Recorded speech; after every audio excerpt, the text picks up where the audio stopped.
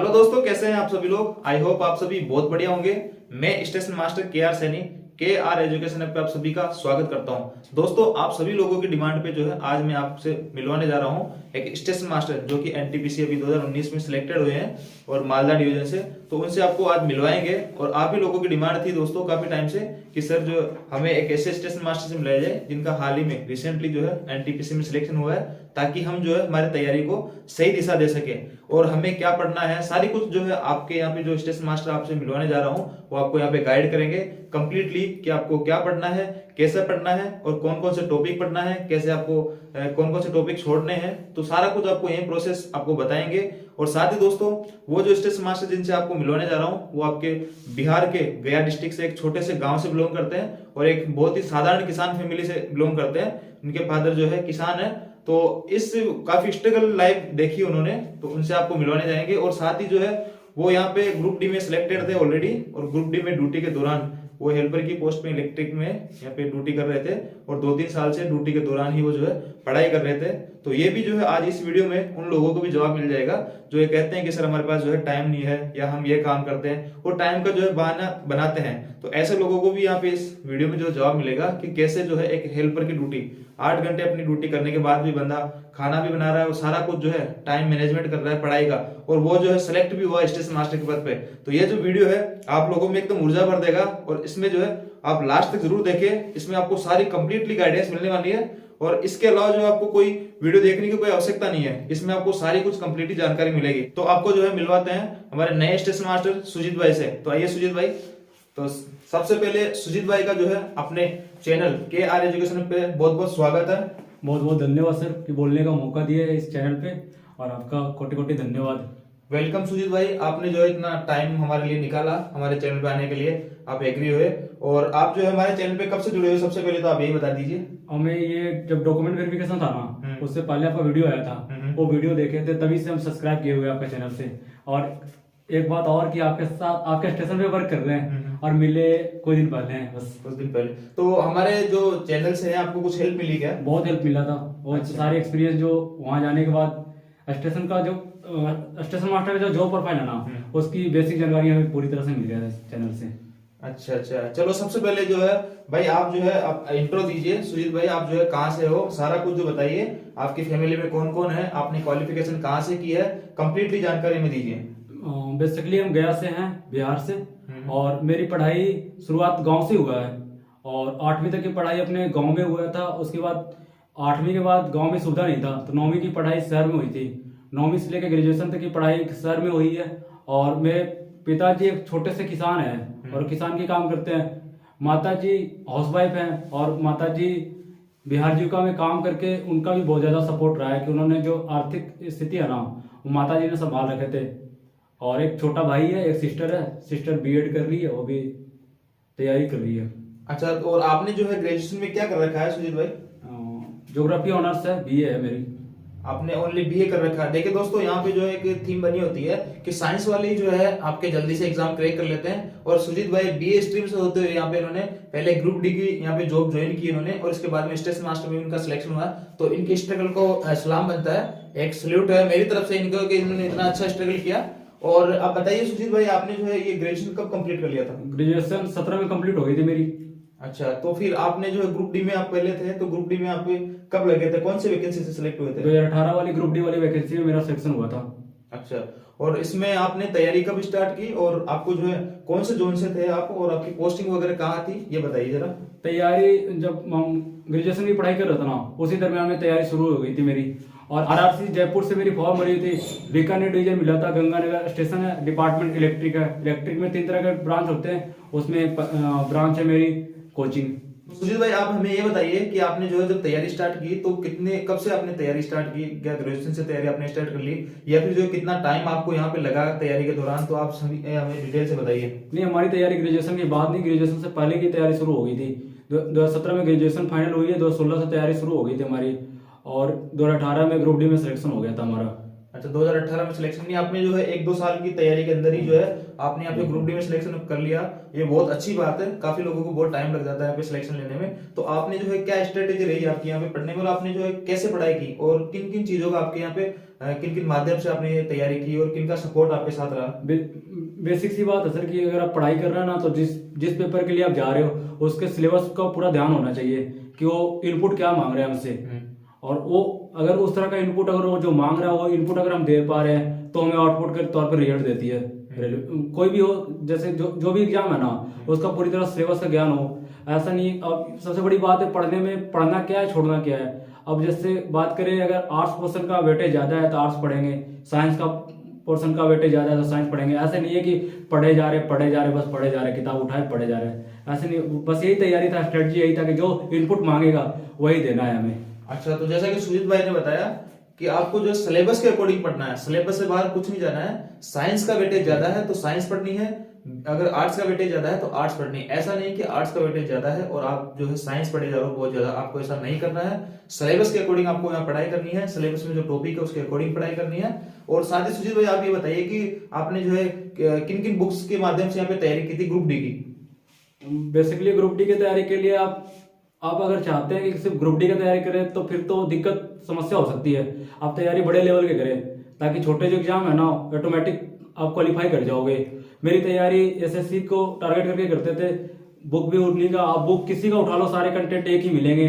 और previous year question पे ज्यादा टारगेट किया जाए, मॉक लगाया जाए। मॉक लगाने में एक बात का ये भी ध्यान रखना है ना कि लोग क्या करते हैं, मॉक पे मॉक लगाए जा रहे हैं, टेस्ट दिए जा रहे हैं, उनका एनालिसिस और नहीं कर रहे हैं कि हमसे कहाँ गलती हो रहा है। जो क्वेश्चन आज गलती हुआ है वो 2 महीने बाद वही क्वेश्चन गलती हो रहा है। इस चीज पर ध्यान रखना चाहिए कि जो क्वेश्चन आज गलत हुआ है तो क्यों गलत हुआ है, कैसे गलत हुआ है, इस बात का बहुत ध्यान रखना पड़ेगा आपको।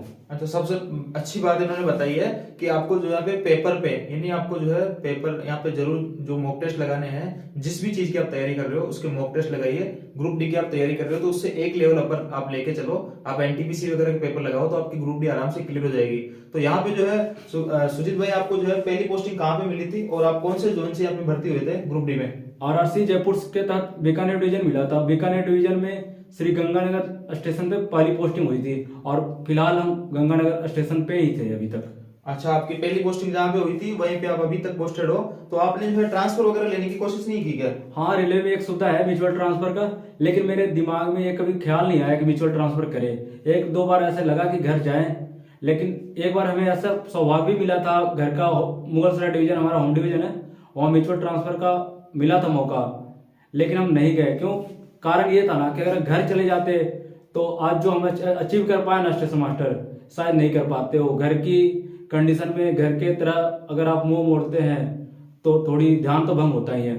ये देखो बहुत अच्छी बात बताई सुजीत भाई ने कि इन्होंने जो है देखो अपने होम डिवीजन का, इनका होम डिवीजन का बंदा इनको मिल रहा था म्यूचुअल, फिर भी ये नहीं गए। और देखो पढ़ाई के लिए नहीं गए, तो आज अगर ये चले जाते और वहां पे मान लो ये पढ़ाई नियंत्रण नहीं रख पाते और किसी वजह से, परिवार की वजह से या उनका ध्यान भटक जाता पढ़ाई से, तो आज इस मुकाम पे नहीं होते जिस मुकाम पे ये हैं। तो इन्होंने बहुत सेक्रीफाइस किए, इन्होंने बहुत अच्छा काम किया, और आज जो है इनकी मेहनत के बदल आज ये स्टेशन मास्टर के पद पे यहाँ पे ज्वाइनिंग करने जा रहे हैं। और साथ ही जो है आप ये भी बताइए हमें कि आपने जो है यहाँ पे आपकी टेक्निक इसमें इलेक्ट्रिकल में आप हेल्पर के पद पे थे, और आपकी जो ड्यूटी में के दौरान क्या क्या काम करने होते थे आपको? मेरी डिपार्टमेंट इलेक्ट्रिकल था और इसमें इलेक्ट्रिकल में 3 तरह के ब्रांच होते हैं। उसमें मेरी कोचिंग ब्रांच था। इसमें आपका बेसिक काम गाड़ी किससे रिलेटेड है, जो गाड़ी में एसी काम है या ट्रेन लाइटिंग का काम है उसका मेंटेनेंस करना होता है। तो 3 तरह की जॉब प्रोफाइल है हमारे यहाँ। एक तो ट्रेन की मेंटेनेंस करना, जिसमें इलेक्ट्रिकल जितने भी अगर आप उसमें त्रुटि आ रही है उसको सॉल्व करना है। दूसरी है प्लेटफॉर्म ड्यूटी, जहां पे गाड़ी समय से जा रही है उसे लाइट ऑन करना है। जो गाड़ी यहीं पे आ रही है तो उसको अगर यहीं टर्मिनेट हो रही हो गाड़ी तो उसकी लाइट ऑफ करनी है। और तीसरी ड्यूटी ये होती है गाड़ी पे स्कॉटिंग करना। जो एसी कोच है उसका स्कॉटिंग करना होता है, उसकी रख रखाव, उसकी देखभाल, पैसेंजर का भी ध्यान रखना पड़ता है। तो ये डिपेंड करता है आपके इंचार्ज पे कि आपका ड्यूटी कहाँ लगाते हैं। आपको कहीं भी लगाएंगे, आप मेंटली प्रिपेयर रहना होगा कि चाहे ड्यूटी कहीं लगा ले, रेल सेवा करना है बस। अच्छा, तो ये आपको जो है ड्यूटी आपकी 8 घंटे प्रॉपर चलती होगी, जैसे कि गाड़ी में तो आपको रेगुलर चलना होता है, बाकी दोनों ड्यूटी आपकी 8 घंटे की हाँ, प्रॉपर? यहाँ जो स्टेशन की ड्यूटी है ये 8 घंटे है, और वहाँ जो ट्रेन की ड्यूटी है ना अगर ट्रेन यहाँ से चली है, जैसे यहाँ से चलती है बांद्रा के लिए, तो गंगानगर से चली है तो बांद्रा तक आप ऑन ड्यूटी हैं, वहां चले तो यहाँ तक ऑन ड्यूटी है। इसका फायदा ये है कि आपको घंटे काउंट करके बाद में प्रॉपर रेस्ट दे दिया जाएगा आपको। अच्छा, वहां पे 2-3 दिन का आपको रेस्ट दिया था कि ड्यूटी के घंटे के अकॉर्डिंग, जैसे कि 8-8 घंटे की, जैसे कि आपने 56 घंटे रेगुलर ड्यूटी कर ली तो आपकी वहां पे जो है 7 दिन की ड्यूटी काउंट हो जाती थी। उसके बाद में आपको 4-5 दिन का यहाँ पे रेस्ट दे दिया जाता था। तो ये भी बहुत अच्छी बात है पढ़ाई के हिसाब से। ये पढ़ाई के लिए बहुत ज्यादा हेल्पफुल साबित हुआ ये ड्यूटी। अच्छा, तो सुजीत भाई हमें ये बताइए कि आपने जो है, जैसे कि काफी सारे लोग बहाना बनाते हैं कि हमें पढ़ाई का टाइम नहीं मिलता है, तो आपने जो है ग्रुप डी में जॉब करते हुए कैसे तालमेल बैठाया पढ़ाई का? आपने इतनी अच्छी तैयारी कैसे की? करने के लिए जिसके मन में अगर इच्छा हो ना, दृढ़ शक्ति हो कि हमें कुछ करना है, कुछ बनना है ना, तो समय मैटर नहीं करता है। ये लोग जो कहते हैं हमारे पास पैसे नहीं है, हम नहीं पढ़ पाएंगे, ये जो गरीबी का चादर ओढ़ रखे है ना, ये सारे भ्रम है। ये गरीब तो वो हैं जिनके हाथ पैर नहीं है, बाकी तो सारे अमीर हैं। अरे बोलते हैं गरीबी की वजह से हम नहीं पढ़ पा रहे हैं, तो गलत बात है। 1-2% लोग होते हैं जिनके पास सच में मजबूरी होता है। और समय की बात है ना, सबके लिए 24 घंटे ही बना है। हमारे लिए, आपके लिए, सबके लिए 24 घंटा बना है। टाइम मैनेज करना अपना है। थोड़ा एंटरटेनमेंट पे कम ध्यान देंगे, मोबाइल वगैरह कम चलाएंगे, लिमिट में चलाएंगे। ऐसा नहीं कहता कि नहीं चलाएंगे लिमिट में चलाएंगे, और टाइम को बचाएंगे, अपने पढ़ाई पे लगाएंगे। तो आपने जैसे कि तैयारी की थी, तो जैसे कि ग्रुप डी में आपका सिलेक्शन हो गया, उसके बाद आपने तैयारी निरंतर रखी या बीच में ड्रॉप कर दी थी? पढ़ाई सर, जब से गाँव से आया ना, जब से जॉब लगी है ना, पढ़ाई रेगुलर रहा है, किसी दिन ड्रॉप नहीं हुआ है। और जैसे कि आप 8 घंटे ड्यूटी करने के बाद में आपका कैसे रहता था, भाई मेरे को इतनी पढ़ाई करनी है, या कैसे, क्या टारगेट आपने कुछ लगा रखा था क्या? मन में एक जुनून था कि कुछ बनना है, तो थकान भी शरीर पे असर नहीं करता था। कई दिन ऐसे हुए 4 घंटे भी सोए हैं, फिर भी वो थकान नहीं आता था शरीर पे, कभी फील नहीं हुआ कि 4 घंटे सोए हैं। लेकिन हाँ, पढ़े हैं तो सेटिस्फेक्शन होता था कि हाँ जब पढ़े हैं। अच्छा, जैसे कि आप एनटीपीसी में आपका सिलेक्शन हो गया अभी, और जैसे कि आपने बताया मालदा डिवीजन से आपका यहाँ पे सिलेक्शन हुआ है, तो एनटीपीसी की आपने तैयारी की, तो इसमें मॉक टेस्ट वगैरह लगाए होंगे आपने, और किस तरीके से आपने प्रॉपर तैयारी की इसमें? आपको जैसे कि टाइम भी कम मिल पाता है, तो इतने कम टाइम में आपने इतना अच्छा मैनेजमेंट कैसे किया? मॉक टेस्ट तो ऑनलाइन लगाते थे, क्योंकि ऑफलाइन के लिए अब ड्यूटी के साथ कोचिंग का तालमेल बैठाना आसान नहीं था, तो ऑनलाइन सारा कुछ सिस्टम चल रहा था। टेस्ट वगैरह सारा ऑनलाइन लगा रहे थे, उसी का एक्सप्लेनेशन बहुत अच्छे से करते थे। मेरी एक ही खास बात यह है कि अगर हम टेस्ट लगाए हैं ना, उसका एक्सप्लेनेशन अपने से करते हैं, खुद से करते हैं, बढ़िया से करते हैं, ताकि अगली बार वो क्वेश्चन आए तो गलत ना हो हमसे बस। तो यह तो बहुत अच्छी बात है कि जैसे कि आप सभी लोग जो भी तैयारी करो, जब भी तैयारी स्टार्ट करो, तो आप जो है फर्स्ट डे से ही आप मॉक टेस्ट जरूर लगा ले। आपको चाहे इस पेपर में एक ही क्वेश्चन आए, आप मॉक टेस्ट जरूर लगाए। उससे आपको पेपर का पैटर्न पता लगेगा और आपको सारा कुछ समझ में आ जाएगा। एग्जाम में जो है आपको बिल्कुल ऐसा नहीं लगेगा कि आप जो है एग्जाम में बैठे हो, आपको ये लगेगा कि मैं जो है मॉक टेस्ट ही दे रहा हूँ। इतना सारा प्रैक्टिस आपकी हो जाएगी, और उसमें जो है सारे क्वेश्चन यही रिपीट हो के आते हैं दोस्तों। तो आप सभी लोग जो है मॉक टेस्ट जरूर लगाए। और बुक्स वगैरह कौन सी प्रेफर करी आपने? जैसे कि बुक तो मैथ के लिए हम प्रीवियस ईयर क्वेश्चन बनाते थे। सीजीएल का मेंस का क्वेश्चन हो या पीटी का क्वेश्चन हो, कोई फर्क नहीं पड़ता, क्वेश्चन बनाना है। और अच्छे लेवल का क्वेश्चन बनाएंगे तो अपने इनपुट एक सेटिस्फेक्शन आता है। अगर अच्छे लेवल का क्वेश्चन बनाएंगे ना, अंदर से सेटिस्फेक्शन आता है कि हाँ आज कुछ सीखे हैं। और वही क्वेश्चन अगर लो लेवल का बनाएंगे ना, तो सेटिस्फेक्शन नहीं आएगा। हाँ, बना लिए 100 क्वेश्चन, मैटर नहीं करता। अच्छे लेवल का 20 क्वेश्चन ही बनाएंगे ना, वो 100 क्वेश्चन से डबल फायदा देगा हमें, कुछ ना कुछ सिखा के जाएगी वो क्वेश्चन। अच्छा, और जीके और जीएस को आपने कहाँ से स्ट्रॉन्ग किया? जैसे कि आप तो जैसे कि बीए से होंगे तो जीके आपकी पहले ठीक होगी, लेकिन नए जो कैंडिडेट यहाँ पे तैयारी करना चाह रहे हो, तो उनको क्या करना चाहोगे आप? कहाँ से वो तैयारी स्टार्ट करें, कैसे करें, उनको क्या करना चाहिए? जीके के लिए एक बात कहेंगे, कोई एक टीचर है ना, अपने फिजिकली उनसे पढ़ लिया जाए। एक बार कोचिंग जाके 4-5 महीने उनके साथ समय बिताए, उनसे पढ़ लिया जाए। ऐसे नहीं कि बुक पढ़ लेंगे, थोड़ी सी आपको पढ़ना पड़ेगा जीके थ्योरी। एक बार जीके वाला जो थ्योरी है ना, दिमाग में अगर एक बार आ गया ना, उसके बाद कोई दिक्कत नहीं होगा बंदे को। जैसे कि और जीके में तो ये भी है कि आप निरंतर अभ्यास जरूरी है। इसमें आप जो है जितना प्रैक्टिस करोगे, चाहे जीके हो चाहे आपकी मैथ हो, प्रैक्टिस में एक परफेक्ट, आपको जो है प्रैक्टिस करना ही होगा। मैथ में जितना प्रैक्टिस करोगे उतनी आपकी स्ट्रॉन्ग होती जाएगी। जीके में आप जितना रिवाइज करोगे उतनी आपकी जीके इतनी अच्छी होती जाएगी।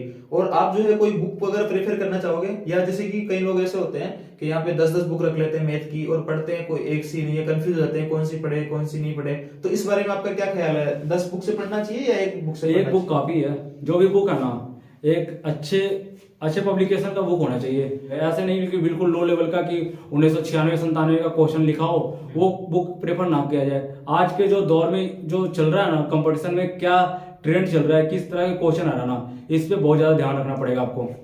अच्छा, ये बहुत अच्छी बात बताई आपने कि यहाँ पे आपको ट्रेंड के अकॉर्डिंग चलना चाहिए। ऐसा नहीं कि स्टेशन मास्टर में आज जैसे पेपर आ रहे हैं, 10 साल पहले जैसा पेपर आ रहा था वैसे आ जा रहा है, ऐसा बिल्कुल नहीं है। हर 4-5 साल में हर वैकेंसी में यहाँ पे पैटर्न चेंज होता रहता है। पिछली वैकेंसी में जो पेपर आए थे वो थोड़े इजी थे, इस बार वाले में थोड़े हार्ड है, आगे वाले में और ज्यादा हार्ड आएंगे। तो आपको जो है तैयारी भी उस अकॉर्डिंग तेजी से करनी है, बहुत आपको स्ट्रांगली यहाँ पे तैयारी करनी है। और यहाँ पे सुजीत भाई जैसा कि बता रहे हैं, इन्होंने अच्छा टाइम निकाल लिया था ड्यूटी के दौरान। तो हाँ, तो सुजीत भाई आप हमें ये बताइए कि आपको जो है कौन से जोन से आप यहाँ पे भर्ती हुए हो और कौन सा डिवीजन आपको अलॉटमेंट हुआ है? आरआरबी मालदा के तहत मालदा डिवीजन अलॉटमेंट हुआ है अभी। अच्छा, और आपको जो ट्रेनिंग पे कब भेजा जा रहा है, ज्वाइनिंग की कोई डेट आई है? 18 तारीख को रिपोर्ट करना है वहाँ डिवीजन में। चलो, बहुत बहुत शुभकामनाएं सुजीत भाई आपको। आप ऐसे ही आगे तरक्की करते रहो और आगे भी आप ऐसे तैयारी करते रहो। जैसे कि आपने इतना स्ट्रगल किया है, आपने ड्यूटी के दौरान पढ़ाई की है, आप आगे भी ऐसे अपनी स्टेशन मास्टर की ड्यूटी करते हो, आगे तैयारी करो और एवं वगैरह के एग्जाम यहाँ पे क्रैक करो। और हमारी शुभकामनाएं आपके साथ रहेगी। और आपका बहुत बहुत यहाँ पे हम धन्यवाद देते हैं कि आपने जो है हमें इतना अपना कीमती समय निकाल के दिया। Thank you. बहुत बहुत धन्यवाद सर, आपको भी आपने अपने यूट्यूब चैनल पे बोलने का मौका दिया, बहुत बहुत धन्यवाद। Thank you. तो चलिए दोस्तों, यहाँ पे जो है आपको जो स्क्रीन कार्ड पे इनका सुजीत जी का आप स्कोर कार्ड भी देख पा रहे होंगे, कितने अच्छे मार्क्स इन्होंने ऑब्टेन किए यहाँ पे। और ऐसे ही जो है आई होप आपको जो इस वीडियो में कंप्लीट गाइडेंस यहाँ पे मिली होगी। अगर आपके मन में किसी भी टाइप का डाउट हो यहाँ पे, जैसे कि काफी सारे दोस्त यहाँ पे ग्रुप डी में भी सिलेक्ट हुए हैं, तो उनको भी यहाँ पे तैयारी करनी चाहिए जैसे कि सुजीत भाई ने की है। आप भी यहाँ पे स्टेशन मास्टर में सिलेक्शन हो जाएगा, आपका डायरेक्ट आरआरबी से आपका सिलेक्शन होगा। तो अगर आपको किसी भी तरह की यहाँ पे क्वेरीज रह गई है, आपके मन में किसी भी टाइप का डाउट है, तो आप कमेंट जरूर कीजिए। हम जो है आपके कमेंट्स का यहाँ पे बिल्कुल जरूर रिप्लाई करेंगे। देर सवेरे थोड़ा लेट सेट जरूर हो जाएगा, लेकिन आपको जो है इनका रिप्लाई जरूर करेंगे। तो आई होप दोस्तों ये जो वीडियो है आप लोगों के लिए काफी हेल्पफुल रहा होगा। अगर वीडियो आपको अच्छा लगा हो तो चैनल को लाइक, शेयर एंड सब्सक्राइब करें और दोस्तों के साथ शेयर जरूर करें। Thank you.